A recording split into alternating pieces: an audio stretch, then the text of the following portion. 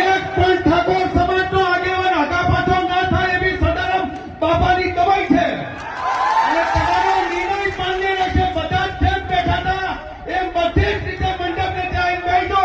તમને સદારામ બાપાની સોગંદ છે અને તમારો નિર્ણય છે એ જ નિર્ણય અમે સમાજના આગેવાનો જાહેર કરીશું. એની કોઈ ચિંતા કરશો નહીં. તમે બધા મંડપ છે જે જગ્યા પર બેઠા હતા જગ્યા પર આવી બેઠો.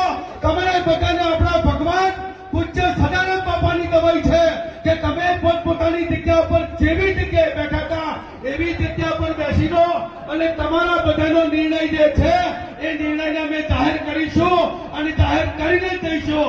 આ બધા મોટિયાળા જે ઉભા છે પોતપોતાનું સ્થાન ગ્રહણ કરશે તો જ આગળની વાત કરશું.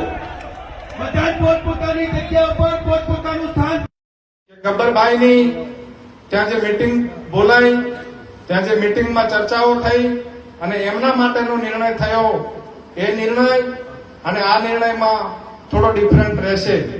ડિફરન્ટ એટલા માટે કોયડા ગામની ગ્રામ સમિતિએ રૂપિયા 21,000 એમનો દંડ કર્યો છે. આપણે સૌ તાળીઓથી વધાવીશું.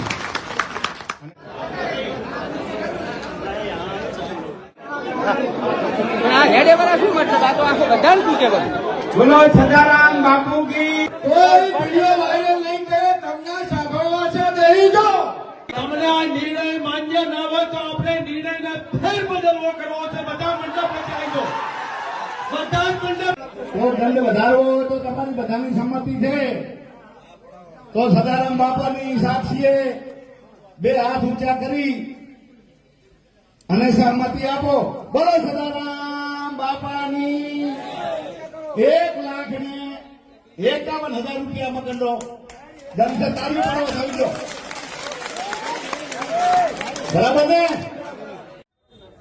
માફી માંગે કે ગામ સમિતિને વિનંતી કરે અને ગામ સમિતિને તાલુકા સમિતિ બંને ભેગા થઈ અને ગબ્બરભાઈના પરિવારનો નિર્ણય જે હશે નિર્ણય લેશે. એ નિર્ણયને અમે સહમતિ આપીશું એવું આજે જાહેર કરીએ છીએ. કારણ કે નવીનજીએ કહ્યું, કેશાજીએ કહ્યું, છોરું કછોરું થાય પણ માવતર કમાવતર ન થાય, એક ભૂલ થાય. પણ મારા બાપ તમને બધાને બે હાથ જોડી વિનંતી કરું છું. વર્ષોના વાળા વીતી ગયા પછી આ સમાજ એક તાતણા બંધાયો છે, એક મોજમાં બેઠો છે.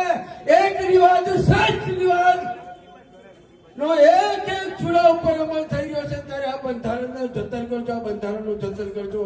આનો લાભ આજે નહીં મળે, કાલે નહીં મળે, પણ આવનારા 5 કે 10 વર્ષની અંદર આ સમાજને આટલો બધો લાભ મળશે કે નહીં આપણે કોઈએ કલ્પના નહીં કરી હોય.